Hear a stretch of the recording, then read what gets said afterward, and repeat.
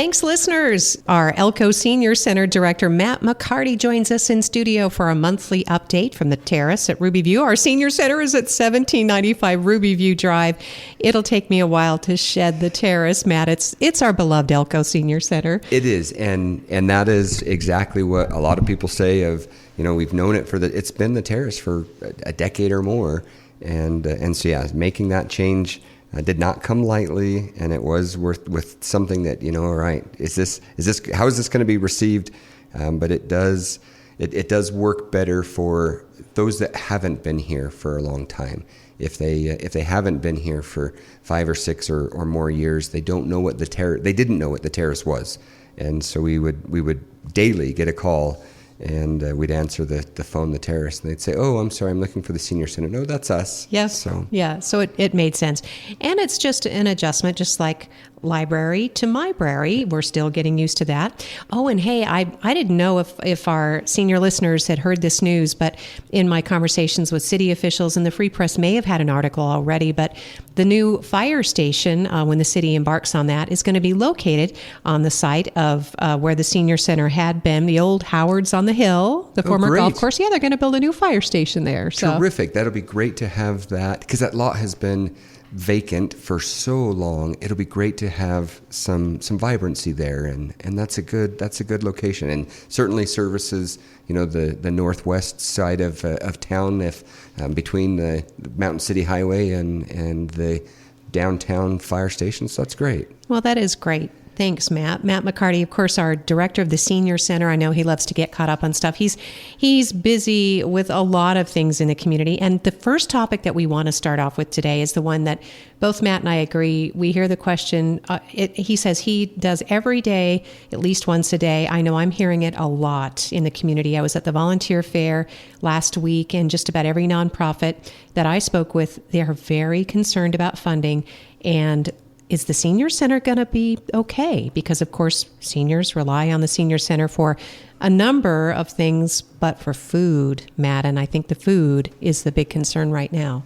So the good news is that for this year, yes, we are going to be okay. We've been blessed with wise governance with our boards in the past, and we have a reserve that we can tap into. And that will be needed this year. We have already gone through, so we are seeing a 27% increase in our Meals on Wheels food that we've been delivering this year. And the state gives us an allocation. Of that allocation, so basically at the beginning of the year, let me kind of back up a little bit. At the beginning of the fiscal year, we send projections into the state, and we say, this is how many meals we think we're going to serve.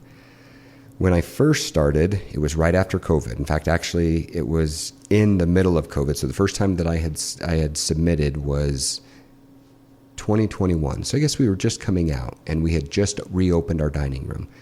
So the numbers I submitted, the state basically said, yeah, these numbers, there's no way. So they didn't fund us fully because they thought I was really overreaching. And it turns out we actually exceeded what I thought we were going to do. And so luckily they were able to make us whole. And they continued to do that for the last 4 years.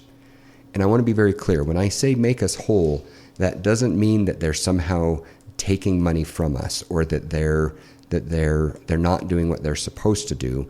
What it means is that we have exceeded every year what our projections have been, and because of that, the state has been able to close that gap. If the state doesn't close that gap, then it simply means that the senior center then is paying full rate for those. There is no reimbursement that comes back from the state for that. And so because I've made that mistake of saying, well, they've made us whole, and then people have said, oh, so they're stealing from us and they're taking from us? No, that's not what I mean by make us whole. I'm just saying that they filled that gap. So I wanted to be very clear on that. And we would not be able to operate the center without the funding that we do get from the state. This year, every year I've increased the numbers. The projections that I use are based on the historical numbers, and then we continue to see growth, so I build that growth in, and then I adjust for a number of different things. When we got a new kitchen cook, a lead cook, I knew that people missed our previous cook, and so I didn't expect as much growth because folks need some time to get used to a new way of cooking and other things. When we built out into Spring Creek, we obviously had a bigger ramp up because we knew that we were entering into a new market. So there are a number of factors that go into it. I don't just throw a dartboard. I throw a dart at the dartboard. And I feel like I've just rambled for a whole long time. But you haven't. No, I think this is important, Matt. And it is important, and it's somewhat complicated because folks just think, oh, we just do this and this is what we get. And the state writes us a check. Right, exactly. So that kind of gets us to this year. And when we submitted the funding for this year, I think the state funded us at about 94% of what I had asked for, which is generous and very appreciative, and we were glad to have gotten that. We have now spent, and I'm trying to find that number, that's what I've kind of been a little in and out. So 50% of the year, so we submit quarterly. For us, we are, again, blessed to have a cash flow that is acceptable enough that we don't have to have monthly checks coming from the state. It makes it easier on us from an administrative standpoint because it does take time to do the reports. It saves on processing from the state side. So quarterly we're able to do, and we've submitted 2 quarters. So 50% of the year, we've already expended 69% of our budget. So we are 19% higher than what we've been allocated for the first 2 months. We don't see that slowing down. So at the end of the year, we will have exceeded by almost 40% what my average guess was. And the state the reimbursement rate is $3.90. So that's, again, very generous and very appreciated. And we had a projection that we were going to serve about 35,000 meals, 35,400 or so. If we continue at the rate we're going, we will have served, by the end of the year, 49,560 meals. So 14,000 meals more than what we had projected. And unfortunately, if the state is not able to fund that, and they've already indicated they can't, that they don't have that money, in essence, what that means is that the senior center, the board of directors, in essence, will be expending an additional $55,000 to provide meals to our seniors. So that's a pretty big hit. That is not sustainable for the senior center. We have reserves, but we can't continue to just spend $55,000 extra every year. Pardon me. And so we'll need to see how we're going to manage that moving forward. More grants are probably going to be needed, and we're never, I shouldn't say we're never. The board has made it clear that this is our mission, is to provide nutritious meals. That is the first sentence of our mission, to provide nutritious meals. And we will continue doing that. We are not going to say, oh, sorry, you're not getting a meal today because we're out of money. What we will do, though, is we will probably stop all new members coming in. So we'll have to start a wait list. And we were getting close to having a wait list anyways because of capacity issue with our vehicles. We were very blessed to have gotten in the past 3 years. So in the past 4 years, we've gotten 3 new vehicles, which is terrific. We now have a fleet of 5 for 4 routes. So our oldest vehicle is kind of our quote-unquote backup vehicle, so that if one needs to go in for an oil change or something else, we don't lose that route. The routes are full almost. We just don't have the ability to safely deliver the meals. So we were getting ready to do a wait list anyways. But this situation of where we're at now will probably necessitate a wait list almost immediately, and we won't be able to add more people in. We have a board meeting next Monday, and that will be something that we talk about of, of what my intentions are and what I think our best plan is. And the board will say, okay, yep, let's go with this, or because the board is very wise and it's so much easier and more collaborative to have 7 other people giving input than just me and our staff. There may be other solutions, but yeah, it's we are good. The senior center is good. Our folks are going to continue to get meals, but it is not a bright, sunny outlook right now. There are dark storm clouds on the horizon, and we need to be aware of that. Matt McCarty is the director of the Senior Center at 1795 Ruby View Drive in Elko. So now just a couple more specifics. What is the state agency that does distribute the money to the Senior Center? And then what is the federal agency, if you're aware, that they get their funding from, in case someone listening wants to contact their representatives? That's a great question. I should have been clear on that. We deal directly with the ADSD, which is the Aging and Disability Services Division. That's through the state of Nevada, and if I recall correctly, it's under the Department of Health.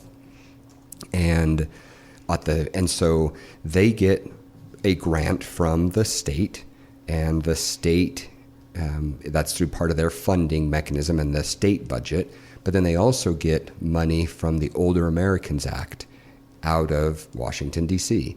I believe that also comes through the Department of Health and Human Services, and then it's CMS, the something Medicaid services.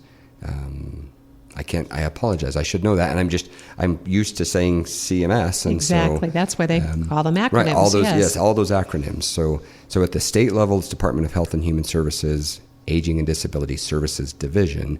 And at the federal level, whoever handles that funding through the Older Americans Act, that's where the meal funding comes through. And I believe that's through the Department of Health and Human Services at the federal level as well. And these were the agencies among the first cut at the federal level, just to make it clear. And so what are we hearing from the state itself, Matt? We know the legislature is in session. I haven't seen a lot of legislation, proposed bills that have anything to do with feeding our senior population, because these are centers throughout the state and rural Nevada.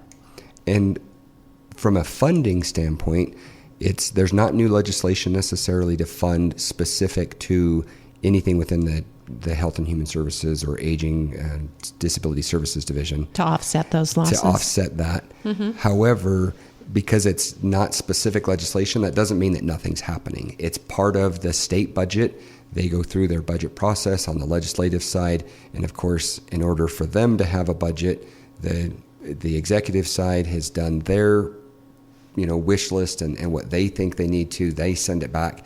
So there are funding bills, certainly, but I don't know that there's one that specifically calls out meals for seniors. That's kind of built into that budget.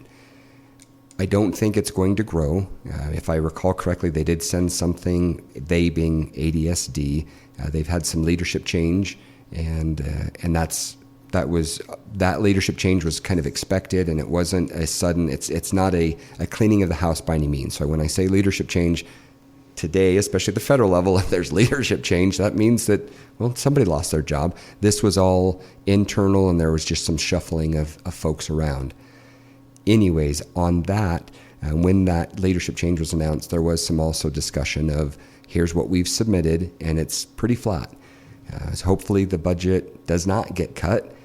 Because as we've already seen, we are already going to be in Elko. We are going to be short on that funding, and I will be submitting here in the next month or so an additional request for the FY26 for funding that will require an increase for what we're asking for, because that's just what we are seeing.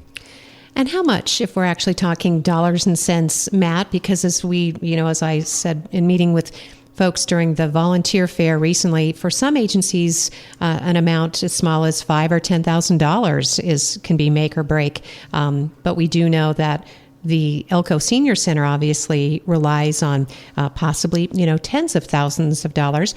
And again, this is an agency or an entity in Elko County that is very independent, takes a lot of pride on being independent and self-sufficient. And these are not people who are asking for handouts. This has been part of the plan. The senior center we've had a senior center for 60, 70 years going on?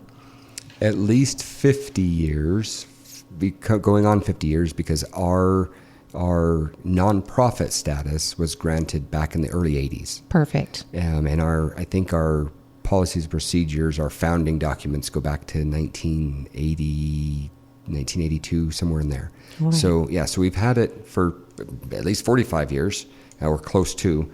And yes, you are right. We strive to be as independent as we can. Our members, the vast majority of them, we have members that still lived through the Great Depression, and they are very proud. They don't want handouts. They don't want charity. They want to be able to contribute where they can. Reality also is, though, that they can't always afford today's prices. And they are on fixed incomes, most of them. And they have a set amount that they allocate. We had a senior that passed, and we were helping to clean out his house, and we found his ledger. And on a daily basis, he would record the amount of money that he spent on food, and it was humbling, and it was emotional to see that he would write down $1.70 because that's what he spent at Walmart, and he would actually write down there discount bin, and that was his food for the day, $1.70. And he would write down there, went to the senior center, $3, and he was very good about every day he came to the senior center, he was giving the suggested donation of $3. And so it's one of those things that when you see that, that's what his allowance allowed for. He had other bills, of course, and food is what most people start pulling back on. They can't only pay 80% of their power bill. They can't only pay 80% of their insurance. They have to have these things, but they could say, okay, I can do with 20% less food, so I'm cutting back on my food budget. And that's why we try to make sure that we are providing as much as we can for as many people as possible, knowing that there are some that come in and they put in $5 for a donation instead of the $3 because they say, I can handle that. I'm lucky enough or blessed enough to be able to do that. And so we are thankful for that. But yes, it does impact people when they say, nope, I don't want charity. I'm going to do what I can. But today's food costs are $8 a meal. That's about, in fact, actually here I can, as of April, our average food cost for the plate in the dining room per meal was $7.79. And a suggested donation of $3 added to the $3.40 that we get from the state, and a very generous grant that we have from the William and Pennington Foundation makes it whole. That's how we can afford to be able to do that. The home delivered meals are just shy of $8, $7.96. And those suggested donations that come in average about $1. I think it was $1.49 is what we're averaging for our home delivered meals. So obviously there is a bigger gap there to fill. This is what the people can afford. They're affording $1.49, and for home delivered we suggest $3.50 as a donation. So we've got a $2 donation gap just to make up for the senior portion of the meal, and then we rely on grants for the rest. Relying on those grants is where it's becoming more difficult because so many nonprofits have seen dramatic impacts. Nevada Outdoor Schools, 50% funding lost. The health districts, 25 to 70% loss in funding. Our educational, support systems, communities and schools, Head Start of Northern Nevada, all of these very important organizations are losing funding at a federal level. Fish. We're seeing these things that come up that are a security blanket, a security net, I should say, not a blanket, but a net that keeps our community whole and provides services that aren't being provided elsewhere. And we're a very conservative county. We're not handing out, free tickets to the movies and stuff. We're not, giving them free apartments, luxury apartments or anything. We are just trying to keep our community whole. We are blessed at the senior center because we do have reserves, but with grants, there's a lot more people that need grants now, and there's a lot more requests that are going to the funders, and there's only so much money that they can use. Matt McCarty is director of the Elko Senior Center, and Matt's story is typical of the stories that are being told all over the country right now. And this is the richest nation in the world. When you think about what we're going through, the resources that we have, this is about how resources are being prioritized and distributed. And this is just the reality that we're discussing in our community, because all politics are local, and we will be asked to give more, whether it's a civic group to give more volunteer time, or an individual or a family who maybe is asked to make sacrifices so that they can continue to support their favorite charities in our community. We try to make things sound really fun too, Matt, at the Elko Senior Center, and it is fun because congregate dining, that is proven to enhance the quality of life for our seniors. And the other thing that I want to bring up is that the food that is purchased, whether it's in bulk or it's purchased fresh, it is not wasted and it's carefully planned. The meals, the restrictions of some folks for diet, it's designed to keep seniors healthy because, as you just described, if it's just up to them and they can't afford, they're not going to go to the grocery store to buy all the ingredients for all the things to create a balanced meal for themselves. This food is not wasted because the Elko Senior Center also allows our seniors to take their leftovers home, Matt, so things are not being tossed in the garbage. No, they're from the kitchen standpoint especially. When food goes bad, then yes, we put it out. We have to throw it away, of course, but we give every opportunity possible from the kitchen for folks to be able to take food home. We encourage them to bring their own containers, and the state has been generous enough to change their regulations as well, because that didn't used to be allowed. Because the concern was if people were allowed to take their meals, they would stop dining congregately. And the whole point of that is from a social health standpoint. They wanted folks to sit and eat in the dining room to be able to visit. And the concern was, well, if you give them the ability to take their meals home, they're going to come, get their plate, sit down, put it all into to-go container, and then they're going to leave. And through COVID, that was especially aware. There was an awareness about that was very much okay, we need to allow this exception.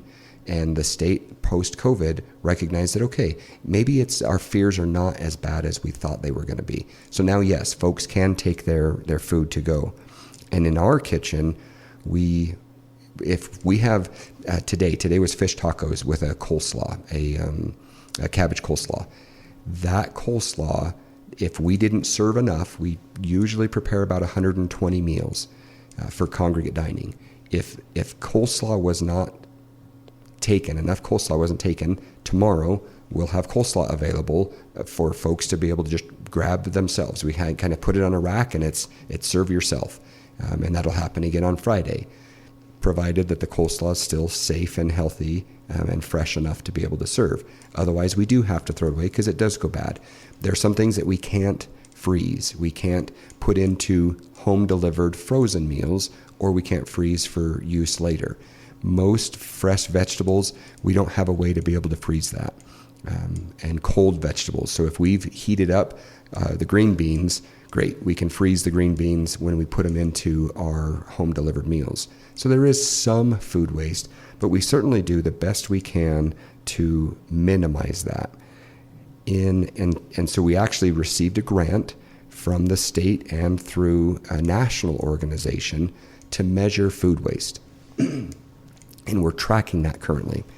So since the 14th of April, we have thrown away 519 pounds of food. And so you think about that and it's like, oh, well, that's a whole lot of food that you've just done. But in that same amount of time, very briefly, I'm trying to pull this up because we're looking at a month now of how much we've been tracking this food. And I want to do a quick shout out for our volunteers because our volunteers do an amazing job of keeping that program running. They have had to really step up and separate out the food because it's not just, oh, put it in a pile. We're measuring how much protein are we throwing away? How much bread are we throwing away? How much vegetables are we throwing away? What's the fruit? Are there other non-entree proteins, non-meat proteins, beans and so forth? So in that same time, we have served in the congregate dining room 2,300 meals. The average meal is 5-6 pounds, so the food waste is pretty minimal. And out of the kitchen, a very small percentage of that was actually out of the kitchen. So yeah, we do our best to make sure that we are not wasteful, that we are as conservative as possible. And we ask our members when they come up, if you don't want a bun for your hamburger, just tell us, hold the bun. Because the minute it passes through that window, whether they've touched it or not, even though we're wearing gloves, the minute it's gone through that window, we have to consider it served. We don't have that ability to bring it back. Matt McCarty is our director of the Elko Senior Center. Again, we're talking about the security of the Senior Center and serving the meals, both Meals on Wheels and the congregate dining going forward. Meals are $3 for those who are 60 or wiser. That is a suggested $3 donation. And as Matt has described, some folks are able to pay a little more, and some folks aren't able to pay at all. And so hopefully that's where visitors or those who can afford more can help to offset the cost. And as you were describing, we are whole now. We have resources. We will continue to get some available funding. The state is budgeting for flat funding. But the concern is that we won't be able to grow. And if we have a waiting list, that means some people are being left out and they have to wait until someone moves on, vacates the senior center, for example, has other arrangements. And that really sounds tragic because this is at the same time that you and the board of directors were planning for an expansion of the actual physical senior center, getting maybe a new location and a new building. Absolutely. And that is, well, we hope to have more news at the next Elko Live that we're able to attend next month. But that is one of the other concerns of the board of how do we expand, how do we build in this climate where people are where grantors and foundations that have been generous in the past are continuing to be generous, but they're looking not at infrastructure and big capital projects. They're literally trying to feed people today. They're trying to provide vaccines or medicines today. They're trying to provide housing today, childcare today, because all of these nonprofits have been greatly impacted. And yes, all politics are local. The president the president of the United States, President Trump, ran on a platform that said, this is what we're going to do. And he is fulfilling that campaign promise. He was elected. The intent, hopefully, is that then there's more money coming back local, which means that locally, we're hoping that you'll support the local organizations that support the community. And there is going to be a gap there. There is going to be time before we see savings in Washington, D.C. that hopefully trickled back down to us and those that are getting the big tax cuts that go through the media sometimes of the rich are getting richer. Well, yeah, and there's a responsibility that comes along with that as well. The hope is that those that are getting richer are able to look back and say, okay, this is the community that supported me and got me to the position I'm in, I need to support the community as well. Well, Matt, that was beautifully said, and thank you. Anyone who knows Matt McCarty knows he is dedicated to his community and certainly speaks from experience, and you're hearing a lot of different viewpoints on this. And again, anyone who is interested, concerned, would like to contact their representatives, either locally, we have our state senator, John Ellison, or our local assembly member, Burt Gurr. At the congressional level, it would be Republican Congressman Mark Amodei, and certainly the other members of the delegation, Senators Cortez Masto and Jackie Rosen. There is a lot of work yet to be done, and we are in the beginning of these cuts, and we're starting to feel and to realize and to plan now for what's on the horizon. So thank you, Matt. Yeah, no, absolutely. And it is, unfortunately, politics has also become very adversarial of late. And people, say, oh, well, you're just anti-Trump, or you're just pro-Trump, or, you're anti poor people, or you're pro-rich people. And it's a shame that there's these dividing lines, because at the end of the day, when a senior comes through our door, we don't ask them, are you liberal, are you conservative, are you Republican, are you Democrat? We're here to serve them. And as a community, these are the people that have helped to build our community or have helped to build this country. The front door, when you walk through, says, through this door, past the people that made this country great. It wasn't about politics. It's about making the country great. Whether we agree or disagree with what's going on at the federal level, we have people locally that need our help. And that's what we're saying. The Senior Center, as you said, and as I've said, we are good this year. We are whole, and I see that we're not going to be in trouble next year necessarily. But what is happening is the reserve that has been built up over decades is being quickly used up. And if we get to that point where we have no reserve, it will be, we have to say no. We have to turn people away. The food lines that are reminiscent, or that are indicative of the Great Depression, is something literally that we could see at our senior center in the next 3, 4, 5 years. Of, do I get food today? Because that's what we're going to be faced with. We would only have so much money. And when we run out for that day, that's as many as we could serve for the day. So we don't want to see that in Elko. Elko is a proud community. We have taken care of our own. We have strived to always be very independent. And when we've built an organization and a community, a society that has depended on federal funding, when that federal funding goes away, there's a gap that needs to be filled. That gap should be filled by the people that are here, by the community, by the businesses, by the foundations that are here. And again, at the federal level, if we're cutting funding there, we should see savings somewhere else. That needs to still be able to come by. The need doesn't go away just because we've cut the federal budget. Thank you, Matt, for your time today. Thanks for your leadership. Obviously, we'll get together sooner if necessary. If anyone is interested in contributing directly to the Elko Senior Center, 775-738-3030 is the number. You can visit the website, elkoseniors.org, to see if some of those programs are important to you. And again, contact your representatives so that they can fully understand that these are important services in our community. Thank you, Matt. Absolutely, and I can't believe it went as long as it did. This is a complicated subject, and if someone has questions on it or concerns, please come talk to us. I am not the most eloquent, and when I don't have things prepared, sometimes I say things that afterwards I'm like, oh, I should have said it differently. So if there's something that I've said that you have questions on, or that has upset you or irritated you or enraged you, that is certainly never my intent. And my words have results and have consequences as well. I never want the consequences to be our members getting impacted.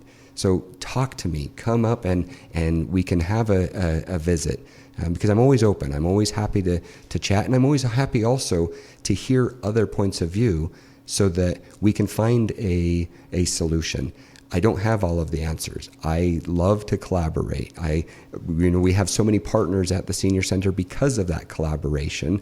And so I want to be very clear that anybody that has questions on this, please come talk to us. Let us know, and we can go from there. I want to do a quick shout out for next week. Bingo in Spring Creek next week, next Wednesday. And I hope you can join it. I won't be able to be calling bingo out in Spring Creek this upcoming Wednesday, but it is starting at 6 o'clock. Doors open at 5:30, and it'll be at the Spring Creek Association Clubhouse. They again have done amazing on that partnership and that collaboration to allow us to go out there, and I hope that you'll all join us. There's a whole bunch of other stuff happening. There's always stuff happening at the Senior Center.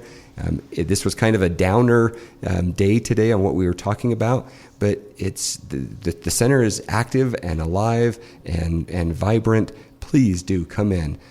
Just pop your head in and join us for lunch, whether you're 60 and better or you're not yet quite at our membership age. We have a lot that we can offer, so please come on in and we'd be happy to visit with you. Thank you, Matt. Just a quick shout out too. We'll see everybody Friday as Elko Broadcasting Company heads to the Elko Senior Center for the Senior to Senior program. We'll be on location recording seniors over 60 who have advice for graduating seniors, teenagers, and then the graduates may have messages in return to inspire caregivers and those who have gone before. So we look forward to that Friday from 9 a.m. to 1 p.m. We will be at the Elko Senior Center, your friends from Elko Broadcasting Company. And thank you, dear friend, Matt McCarty, and for everything you do and your courage and standing up for seniors. Thanks so much, Lori. Have a great day.